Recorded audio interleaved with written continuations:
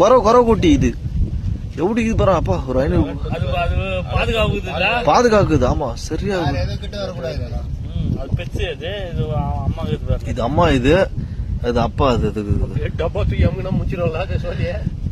இல்ல பெருக்கட்டு அது இனப்பெருக்குமே இல்லாம இருந்தது இப்பதான் இருக்குது.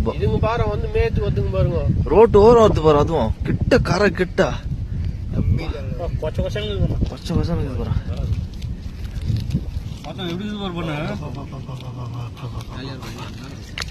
அம்மா இது